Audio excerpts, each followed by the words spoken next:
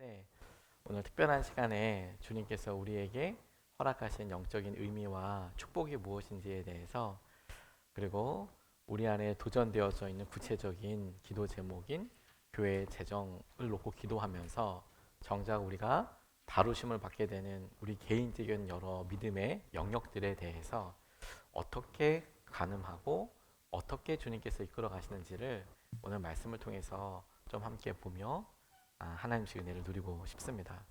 다들 형편과 상황이 어려운 때에 우리가 이렇게 기도하는 것은 도대체 어떤 의미가 있으며 우리는 이 일을 통해서 하나님이 예비하신 어떤 깜짝스러운 여호와 이레의 축복을 경험하게 될까요? 여러분, 우리가 지금까지 믿음 생활 해오면서 참 모범이 되는 그런 분들을 만나서 그분들 때문에 나도 저렇게 한번 도전해 봐야겠다. 저런 삶은 나한테 적용해 봐도 너무 좋겠다.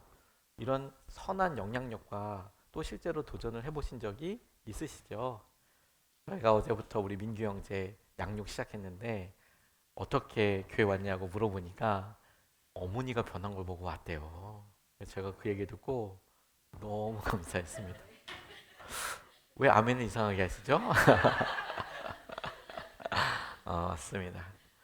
구체적인 내용은 안 가르쳐 드리지만 그래서 제가 그렇지, 가장 옆에서 어머니를 이렇게 들어보고 어머니의 삶이 영향력을 받는 것을 보고 저런 삶이라면 나도 조금 그렇게 해보면 좋지 않을까라는 마음이 솔직하게 들었다고 해서 저는 그 이야기를 어제 딱 보고 하나님, 저도 저런 은혜를 주셔서 저희 자녀들이 저의 모습을 보고 도전할 수 있는 그런 기회가 있으면 너무 좋겠습니다. 그런 생각이 들더라고요. 오늘 본문에 베드로를 보면 무리를 걸었다라고 하는 믿음의 도전이 우리에게는 야, 아무도 경험해 보지 못했던 그런 일을 도전했네.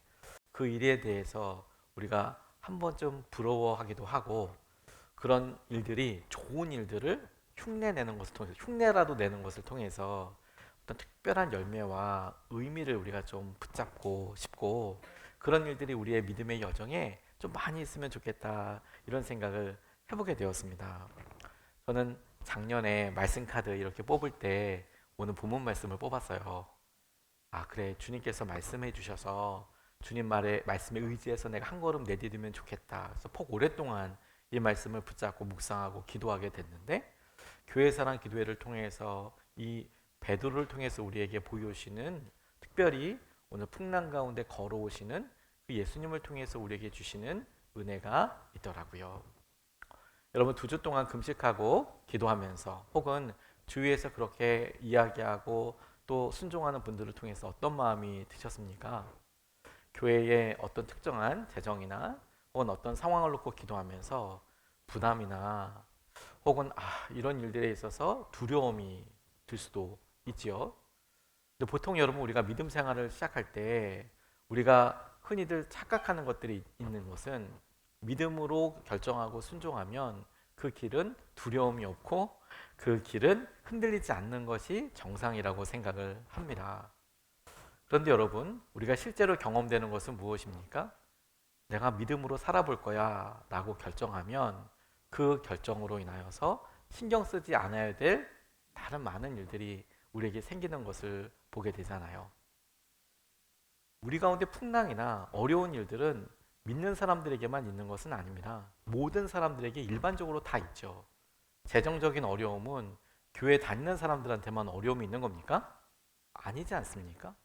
이 시대 전반이 다 어렵지요. 자녀들 키우는 것에 대한 어떤 고민은 교회 다니고 믿음 생활 하는 사람들만 결정하기 어려운 것입니까? 모든 사람들에게 숙제이죠. 건강은 어떻습니까?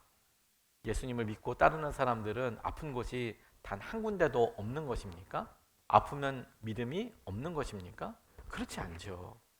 그런데 여러분, 우리가 믿음 생활을 하면 모든 사람들이 겪는 것 외에 아주 독특한 다른 부분들에 우리가 마음을 쓰게 됩니다.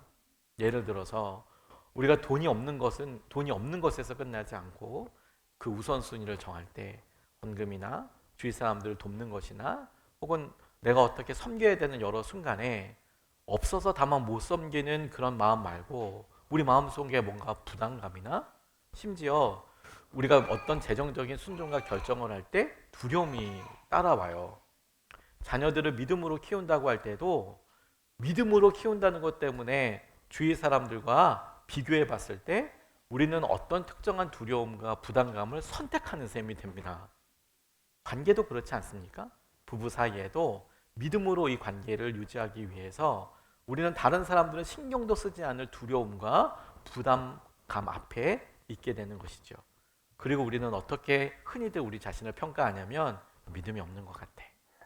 그런데 오늘 본문 말씀은 오히려 우리에게 이런 모습이 지극히 당연하고 건강한 모습일 수 있다는 면을 보여준다고 싶습니다. 왜냐하면 우리는 문제보다 문제 속으로 찾아오시는, 걸어오시는 예수님을 더 두려워할 수 있기 때문에 그렇습니다.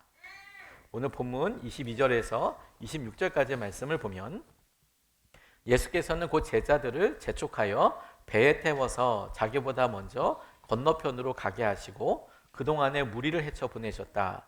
무리를 헤쳐 보내신 뒤에 예수께서는 따로 기도하시려고 산에 올라가셨다. 날이 이미 저물었을 때에 예수께서는 홀로 거기에 계셨다. 제자들이 탄 배는 그 사이에 이미 육지에서 멀리 떨어져 있었는데 풍랑에 몹시 시달리고 있었다. 바람이 거슬러서 불어왔기 때문이다. 이른 새벽에 예수께서 바다 위로 걸어서 제자들에게로 가셨다. 제자들이 예수께서 바다 위로 걸어오시는 것을 보고 겁에 질려서 유령이다 하며 두려워서 소리를 질렀다. 이렇게 이 장면을 설명하고 있습니다. 주님께서 제자들을 먼저 배에 태워서 앞서 보내셨습니다. 주님께서 이곳에 모여있는 사람들을 헤쳐서 다 보내고 본인은 따로 기도하는 시간을 갖기 위해서였고, 먼저 보낸 제자들은 그 바다 가운데에서 풍랑과 바람을 만났다라고 이야기하고 있습니다.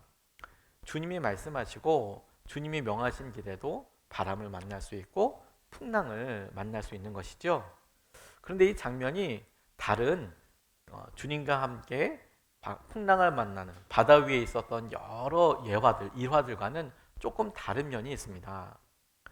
마가복음 4장 38절 말씀을 보면 이렇게 나와 있는데요. 예수께서는 고물에서 베개를 베고 주무시고 계셨다. 제자들이 예수를 깨우며 말하였다. 선생님, 우리가 죽게 되었는데도 아무렇지도 않으십니까? 이렇게 말씀하고 있는데, 지금 이 마가복음에서는 주님이 배 안에 주무시고 계시고 제자들이 풍랑을 만나 열심으로 지금 수고하고 살려고 발버둥 치고 있는 모습을 우리가 떠올려 볼 수 있죠. 또 오늘 본문 말씀과 차이를 보면 예수님이 그곳에 계셨다 안 계셨다의 차이도 있지만 정작 그곳에 있는 사람들은 똑같이 어부들이었고 평생 갈릴리 바다에서 물고기를 잡았던 사람들도 그 중에는 몇몇 있었죠. 그들이 오늘 이 본문 말씀을 보면 저녁 무렵부터 바람과 풍랑으로 그 이른 새벽까지 수고하고 어려움을 겪었던 것은 알 수 있지만 마가복음에 나오는 장면을 보면 죽을 만큼 그렇게 힘들지는 않았던 것 같습니다. 수고롭기는 했는데, 제가 이 부분을 주목하게 된 것이 무엇이냐면 오늘 본문 말씀에서 제자들이 풍랑과 바다 그 어려움 가운데 있을 때 죽을 것만큼 이렇게 힘들다고 이야기하지 않습니다. 두려워하지 않습니다. 오히려 이 본문 말씀은 전혀 다른 부분에 그들 가운데 있었던 두려움의 원인을 이야기하고 있는데, 그게 뭐냐면 오히려 새벽에 예수님께서 무리를 걸어오시는 것을 보고 두려워했다는 거예요. 풍랑이 치고 죽을 것 같은 상황이 되었을 때 두려워한 게 아니라 예수님이 걸어오시는 것을 보고 두려워했다는 거예요. 그들이 힘들지 않았다는 것은 아닙니다. 어떻게든 그가 그동안 했던 경험들을 살려서 이곳에서 살아남을 수 있는 대안, 방법들을 하면서 버티고 있었는데 두렵지는 않았어요. 힘은 들었죠. 하지만 예수님이 걸어오시는 것을 보고 두렵더라는 거예요. 그게 우리 삶에 경험하게 되는 믿음을 가진 사람들에게만 있는 특별한 어떤 영적인 현상이자 결과라고 싶습니다. 아이들을 똑같이 옆에 있는 집에 학원 다니는 것처럼 보낸다. 여러분, 그것으로 우리가 만족이 되지 않죠. 어떻게 하면 아이들에게 예수님을 만나게 해줄 수 있을까? 그러다 보면 우리가 학원 보내는 것부터 시작해서 사소해 보이는 일들도 중요한 기도 제목 자체가 될 수 있죠. 그게 두려움이 될 수도 있고요. 그게 우리에게 부담감이 될 수도 있죠. 그럼 다시 우리는 우리 마음속에 이게 어떻게 정말 아주 그냥 평안한 바다를 가듯이 순적하게 되는 일들만 생각을 하고 우리 스스로가 이렇게 두려움을 겪고 부담감을 갖는 것을 보니 낙제 점수다. 아직 믿음이 견고하게 서지 않은 것 같아 라고 싶지만 아니라니까요. 오히려 우리가 믿음으로 제대로 살려고 결심하고 주님의 뜻대로 순종하겠다고 결정하는 것으로 인하여서 주님이 오셔서 그 주님 때문에 두려워하는 일들이 우리에게 훨씬 더 익숙한 문제처럼 생기게 되는 거예요. 우리는 이런 어려움에 대하여 우리 자신이 그렇게 박하게 점수를 줍니다. 나는 아직까지도 이 일이 해결이 안 됐다라고 생각을 하지만 아니요, 여러분. 2주 동안 기도하라고 기도하면서 금식하시고 그리고 여러분 기도하면서 우리 마음속에 어떤 부담감이 생겼다면 그리고 어떤 우선순위에 대해서 고민하게 되었다면 이것은 너무 하나님께서 하시는 일들을 정상적으로 가고 있는 거예요. 아, 물 위로 주님께서 지금 걸어오고 계시는 거구나. 그러니 우리가 연약한 우리의 모습과 마주하고 발견된 우리의 모습 때문에 낙담하고 그리고 어려워 힘들다라고 생각할 것이 아니라 오히려 우리의 마음에 이런 두려움과 부담의 원인이 되는 주님께서 오시고 주님이 하시는 일에 대해 오히려 더 주목하는 결과로 삼는 것이 너무 중요한 일이죠. 이게 주님께서 이 교회 사랑 기도의 날을 위해서나 연약한 교회, 그 교회의 여러 일들을 놓고 기도하면서 주님께서 우리에게 정말로 밝히시는 주님께서 우리에게 주목하시는 아주 중요한 부분이라는 생각을 하게 되었습니다. 주님이 오시면 두려워요. 부담이 됩니다. 그리고 이때가 바로 우리가 도전해야 될 때인 것이죠. 그렇게 말씀을 붙잡아 보면 오늘 베드로가 주님의 말씀을 의지해서 아니 주님께 먼저 요청해서 걸어오라 그렇게 말해달라 이야기하고 그 말에 따라서 순종하여서 걸어갔던 이 첫걸음, 이 도전은 놀라운 하나님의 은혜 가운데 있는 것이지요. 도전은 실패가 아니라 그것 자체로 주님의 은혜가 되는 것입니다. 우리는 베드로의 모습을 보면서 그래 끝까지 잘 가면 좋지. 물론 잘 가면 좋죠. 그리고 그런 여러 일들을 보면서 마음속에 어느 순간에 여러 번 실패를 거듭하고 나면 또 넘어지는데 또 그런데 그래서 이젠 도전하지 않는 게 오히려 더 은혜가 돼. 이렇게 잘못 생각하게 됩니다. 오늘 본문 28절에서 30절 말씀을 보면 이렇게 나와 있습니다. 베드로가 예수께 말하였다. 주님, 주님이시면 나더러 물 위를 걸어서 주님께로 오라고 명령하십시오.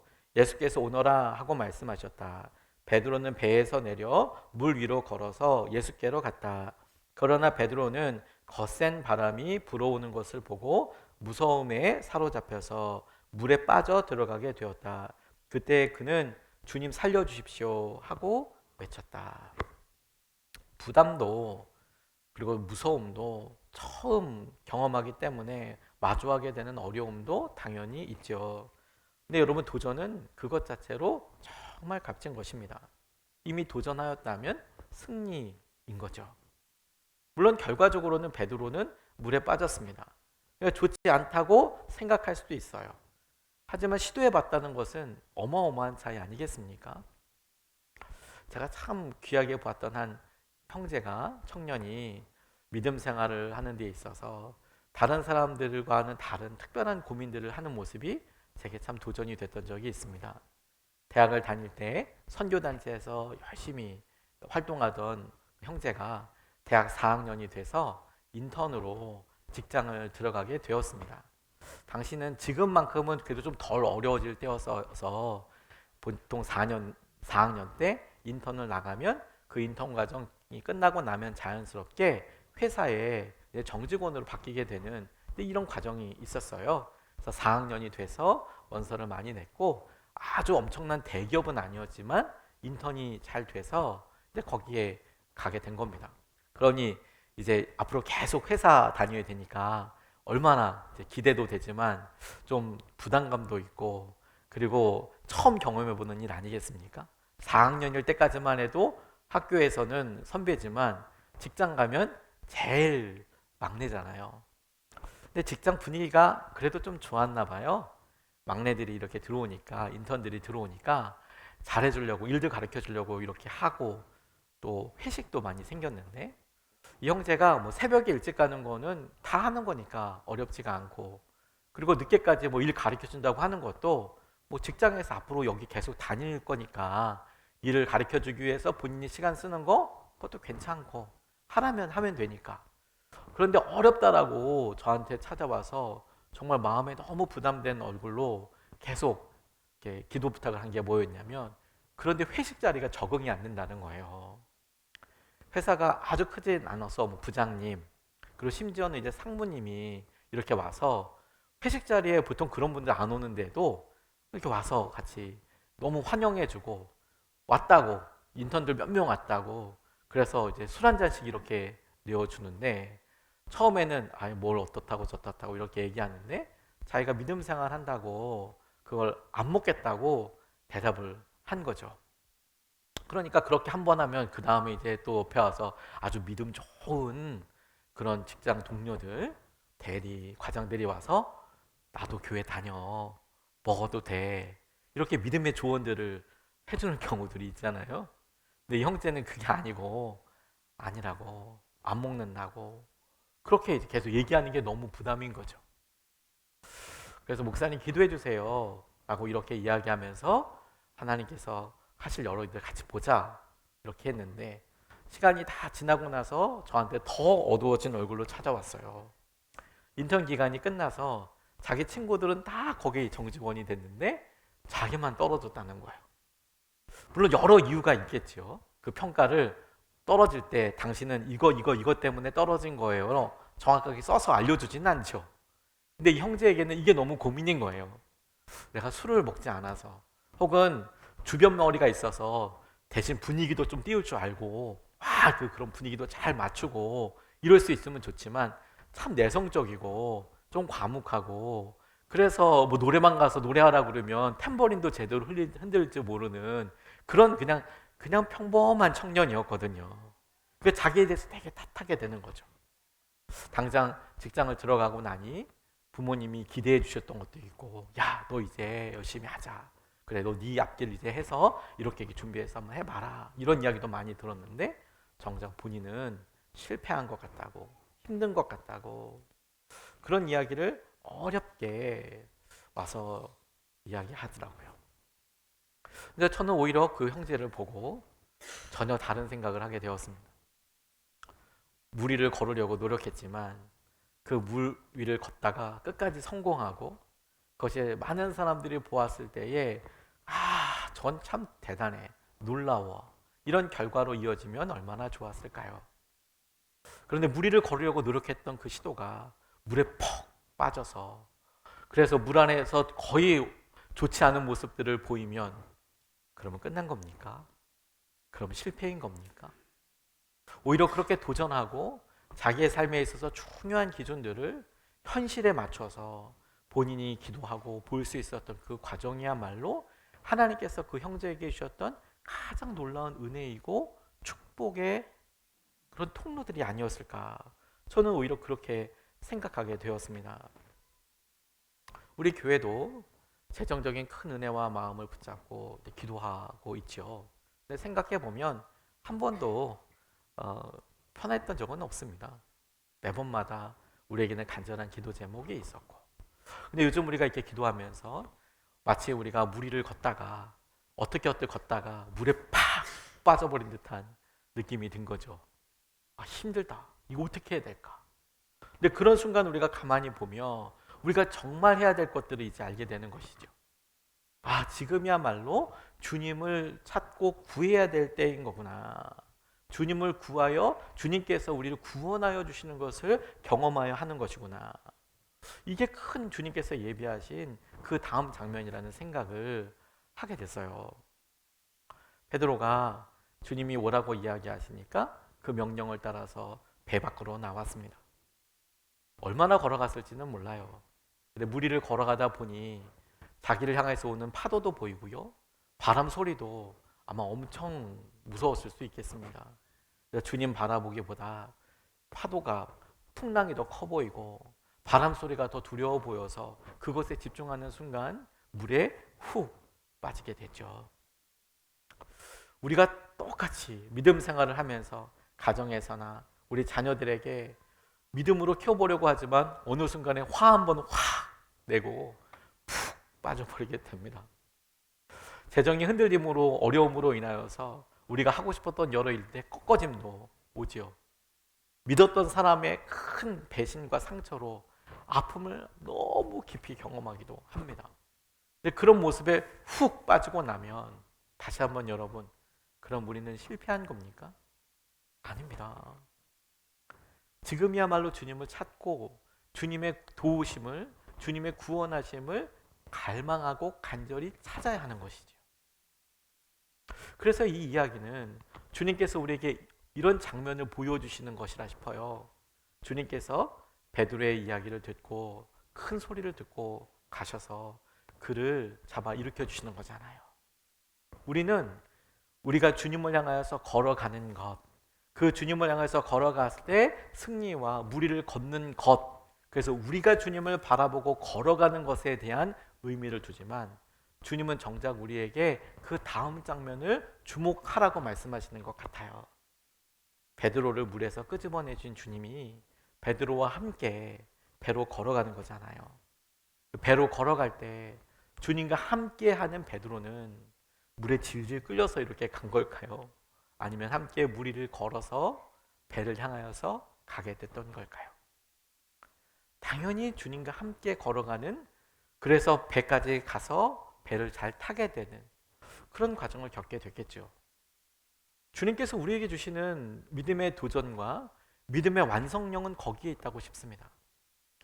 주님을 바라보고 배 밖으로 뛰어드는 은혜도 참 놀랍고 그 시도가 너무 귀하지만, 근데 그렇게 걸음을 내디뎌서 그래서 우리가 그 결과로 내가 갔으니 성공이야, 승리야가 아니라 정말 우리에게 은혜이고 기쁨인 것은 그렇게 빠졌어도 우리가 끝나지 않고 주님과 함께 걸어서 배로 돌아오게 되는 것이야말로 주님이 우리에게 주시는 놀라운 축복이고 은혜인 것이죠. 1992년 바르셀로나 올림픽에 올림픽 400m 경주가 있었습니다. 전속으로 뛰어야 하는데 100m, 200m보다 400m가 달리기 하는 선수들한테는 가장 고통스러운 경주라고 그래요. 보통 100m, 200m는 숨을 안 쉬고 뛴답니다. 근데 400m는 숨을 반드시 쉬어야 되는데, 그러면 몸에서 변화가 일어나서 우리가 피로에 대한 고통을 느끼게 하는 젖산이 막 늘어나서 제일 뛰는 사람이 고통스럽대요, 전력으로 달릴 때. 그런데 그 중에 데릭 레드몬드라는 선수가 준결승전에서 막 뛰다가 햄스프링, 오른쪽에 허벅지에 있는 이 근육이 찢어지는 부상을 입었다는 겁니다. 얼마나 아팠을까요? 올림픽 준결승이니까. 그런데 막 달려가다 보니 이미 다른 선수들은 본인은 악 하고 쓰러져서 퍽 주저앉았는데 이미 뭐 삽시간에 다 뛰어가서 경기는 이미 끝났죠. 그런데도 이 선수가 일어나서 막 너무 고통스럽지만 어떻게든 그 고린점을 향하여서 막 가는데 갑자기 한 남자가 일어나서 뛰어나온 거예요. 그러니까 경호원들이, 거기를 막고 있던 여러 사람들이 막는데도 뿌리치면서 이 레드몬드 선수한테 막 달려가서 그 선수를 붙잡고 이렇게 얘기했다는 거예요. 야, 아들아, 포기하지 마라. 내가 함께 가마. 지금 이제 그 장면입니다. 올림픽 준결승전에 아버지가 달려가서 아들 부상당해서 이렇게 걸어가고 있는데 아프면서 이렇게 가고 있는 것을 같이 부축하고 결승점을 향해서 가는 것이죠. 물론 경기는 이미 끝났고 뭐 꼴등이죠. 그리고 무슨 점수 이미 뭐 아무 의미 없죠. 그리고 누군가의 도움을 받았을 때 이 선수가 이 경기와는 전혀 상관없어 보이지만 오히려 그 올림픽 경기에 많은 관중들은 마지막까지 그 고린점을 향하여서 가고 있는 이 레드몬드 선수를 통해서 깊은 감동을 받을 뿐만 아니라 끝까지 응원하고 그 두 사람을 마음껏 보고 이거지 이런 생각을 하게 됐다는 것 아니겠습니까? 여러 예수님의 사람들 여러분, 우리는 우리 삶에 우리가 경험하고 있는 파도만으로도 사실 만만치 않습니다. 그런데 우리는 거기에 예수님을 그래도 믿겠다고, 믿음을 써보겠다고, 그래서 겪게 되는 두려움과 부담감이 만만치가 않지요. 근데 여러분, 우리는 이런 여러 일들을 통해서 주님과 함께 가는 걸음을 겪게 되죠. 우리가 기도하는 것은 교회의 일들로 인하여서 기도를 시작했지만 정작 이 과정을 통해서 하나님은 우리의 모든 영역들을 다 보게 하신다니까요. 우리가 어떻게 무너지고 있는지, 무엇에 두려워하고 있는지, 어디에 주저하고 있는지. 주님은 이 일을 통해서 우리에게 놀라운 선물을 준비하실 것인데 도전 그 자체가 의미가 있고 더 놀라운 일로 허락하여 주시는 것은 이 일을 통해서 우리의 고백이 바뀌는 것입니다. 우리의 고백이 바뀌게 돼요. 주님이 어떤 분이신지에 대해서. 베드로가 나중에 너희는 나를 누구라고 하느냐라고 할 때 사람들이 뭐라고 하는 것 의미 있지만 베드로야 제자들에게 너희는 나를 뭐라고 이야기하느냐. 베드로가 대답하기를 주님은 그리스도이시고 살아계신 하나님의 아들입니다. 그에게 주님과 함께 돌아다녔던 여정은 그 고백 하나를 바꾸게 하는 거였어요. 그리고 그 고백 하나 바뀌었는데 하나님께서는 그를 놀랍게 쓰실 수가 있었습니다. 근데 그 고백에 집중을 해보면 오늘 본문 말씀이 아주 특별한 부분이 있어요. 31절에서부터 33절까지의 말씀을 보면 예수께서 곧 손을 내밀어서 그를 붙잡고 말씀하셨다. 믿음이 적은 사람아 왜 의심하였느냐. 그리고 그들이 함께 배에 오르니 바람이 그쳤다. 배 안에 있던 사람들은 그에게 무릎을 꿇고 말하였다. 선생님은 참으로 하나님의 아들이십니다. 이렇게 이야기합니다. 자, 무리를 걷는 것을 경험한 사람은 누구지요? 베드로입니다. 그래서 베드로가 죽을 뻔했다가 주님께서 구원해 주시고 무리를 저벅저벅 걸어서 배로 돌아왔습니다. 그런 베드로가 주님은 정말 하나님의 아들이십니다라고 고백하는 것은 굉장히 좀 당연해 보이지 않습니까? 당연한 이야기의 흐름처럼 보이지 않습니까? 근데 오늘 본문 말씀은 좀 되게 특별하게 33절 말씀에 배 안에 있던 사람들이라고 이야기하고 있어요. 배 안에 있던 사람들을 무릎을 꿇고 선생님은 참으로 하나님의 아들이십니다라고 고백한다는 점이에요.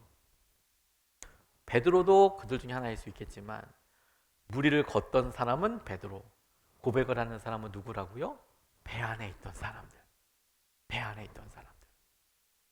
그 한 사람의 순종과 한 사람의 도전이 우리는 결국 물에 빠졌으니까 베드로는 주님이 함께 걸어서 이렇게 들어오는 장면은 오히려 크게 느껴지지 않고 그냥 내가 그렇게 호기롭게 나섰다가 물에 빠졌다는 사실 때문에 낯뜨겁고 창피하고 내가 실패했다고 생각하고 나의 믿음은 아직도 여전하다고 생각하는 그런 경향이 있는 거죠. 나쁜 점수를 준다니까요. 그런데 정작 그 과정을 처음부터 끝까지 이렇게 보고 있었던 제자들은 그렇게 무리를 걷는 베드로 빠졌고 그럼에도 주님이 건져주셔서 같이 걸어오는 그 모습을 보고 주님을 믿게 된다니까요. 이게 놀라운 것이죠. 오늘 우리가 기도하는 것은 10년 전에 믿음으로 순종했기 때문입니다.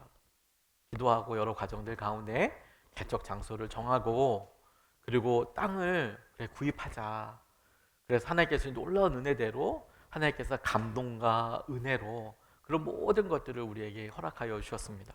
그런 감동과 은혜가 계속 이렇게 내려오다가 어느 순간에 우리가 풍랑을 보고 바람을 보았더니 교회도 똑같이 물에 푹 빠지는 것처럼 당장 허우적거려야 되는 삶을 살고 있죠.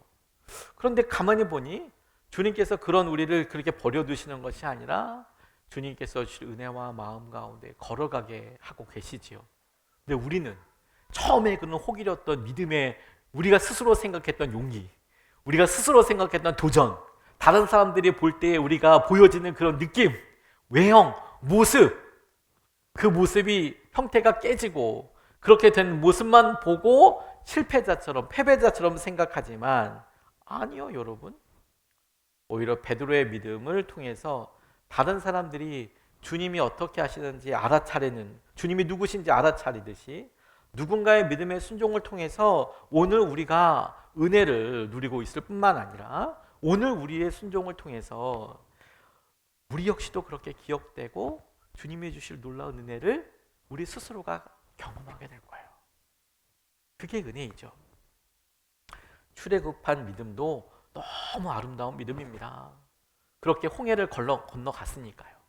그런데 가나안 땅으로 들어가기 위한 믿음도 정말 소중한 거예요. 홍해를 건너간 것도 너무 놀라운 믿음이지만 주님께서 말씀하셔서 가장 깊은 곳까지 한 걸음 내딛는 믿음도 너무 아름답고 주님께서 기뻐하시는 믿음이 되는 겁니다.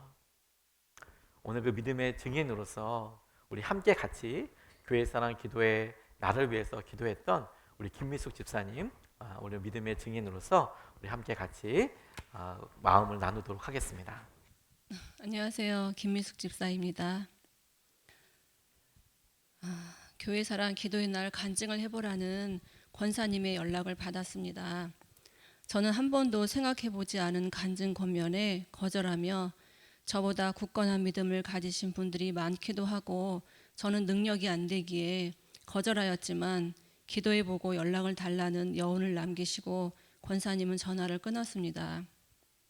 마침 한몸 기도 시간으로 한몸 기도와 간증에 대한 기도도 하게 되어 결국 이 자리에 서게 되었습니다. 정말 나약하고 둔한 저 같은 자도 사용하시는 주님이십니다. 저는 2019년 12월 예수님의 사람들 교회에 등록하고 10주 양육 수료와 제자반 수료까지 마치고 정식 성도가 되었습니다. 저는 평소에 귀차니즘이 심하고 게으르고 둔하여 바로바로 일처리를 힘겨워하는 사람 중에 한 사람입니다. 성령을 받아도 표시내지 못하는 소극적인 사람이었는데 그런 저에게 조금씩 변화가 생기고 있다는 걸 알았습니다. 하나님은 새벽 예배를 드리게 하시더니 새벽 찬양 인도까지 하게 되었었고 더 나아가 금요 성령 예배 찬양과 수요 오전 예배까지 드릴 수 있는 시간도 허락하셨어요. 교회에서 무엇이라도 시킬까 전전긍긍하던 저에게는 분명 엄청난 큰 변화이며 제 성향과 제 능력으로는 감히 상상도 할 수 없는 일들이 일어나고 있었습니다. 특히 교회에서 진행하는 모든 행사에는 나랑 상관없는 일이야 하고 애써 외면하기도 했었어요. 그런 제가 작년 9.28 전도 축제 때도 한 끼 금식과 기도까지 하게 하셔서 지금의 민규를 등록하게 하시고 이 예배 자리에서 함께 예배드릴 수 있는 영광도 주셨습니다. 남편도 전도하였는데 아들을 먼저 응답해 주시는 하나님, 금식과 기도는 하였지만 정작 제 생각과 기준으로 기도하였어도 하나님은 가장 좋은 것으로 응답해 주셨어요. 이번 교회 사랑 기도의 날 행사에도 우리가 믿고 기도하다 보면 하나님께서 응답해 주실 거라고 믿어봅니다. 2주 전 1월 19일 날 릴레이 저녁 금식기도 순서가 톡방에 올라오는 것을 보면서 집사님, 권사님이 2주간의 날짜에 이름이 빼곡히 적혀 있는 것을 보면서 와, 역시 믿음의 동역자들은 저를 다시 한번 또 깨어있게 하시고 저에게는 가장 힘든 저녁 금식을 도전하게 하셨습니다. 저도 주말만 빼고 이름을 적었고 여러 가지 생각을 하면 못할 것 같아서 마음이 변하기 전 무조건 순종한다는 마음으로 올리며 금식 기도를 두고 미리 기도하는 저를 발견하게 되었습니다. 동참할 수 있는 마음과 응답하시는 주님을 경험해보는 귀한 시간 앞에 미련하고 둔하여 기억조차 깜빡이는 저도 주님이 사랑하고 다스려 주시고 계심을 알았습니다. 예수님의 사람들 교회에 저도 어느덧 7년차 성도가 되었습니다. 작년에도 그 작년에도 교회 사랑 기도회에 동참을 하였지만 그때는 아무것도 모르고 참석했었는데 지금은 하나님께서 먼저 무엇을 어떻게 해야 하는지 기도와 금식으로 무릎 꿇게 만드시고 교회 사랑 기도의 날을 어떻게 맞이하고 보내야 하는지를 이렇게 저를 또 성장시키시고 계시는 것 같습니다. 부족한 저에게도 동참할 수 있는 마음과 간증을 통해 더 단단한 자로 세워주시고 계심을 알았습니다. 세상을 창조하신 하나님이 나의 아버지라 든든하고 예수님의 사람들 교회 성도들과 성령 충만하여 주님을 따라 살아가는 인생길에 함께하고 싶습니다. 감사합니다. 저는 우리가 교회 사랑 기도의 날을 주님께서 우리에게 소중하게 주신 선물이겠구나라는 생각을 해보게 됐습니다. 마치 우리의 건강검진처럼 처음에 시작되고 건네지는 믿음의 도전은 교회의 어떤 구체적인 재정적인 필요나 그리고 우리가 매년 12월 달에 하는 구역회가 1년을 결산하기 위해서 또 계획하기 위해서 이미 결정된 것을 지혜를 모아서 정했지만 기도에서 풀어내야 하는 그런 과정을 교회 사랑 기도의 날을 통해서 갖게 되죠. 그리고 많은 부담을 갖게 됩니다. 심지어 질문도 하게 됩니다.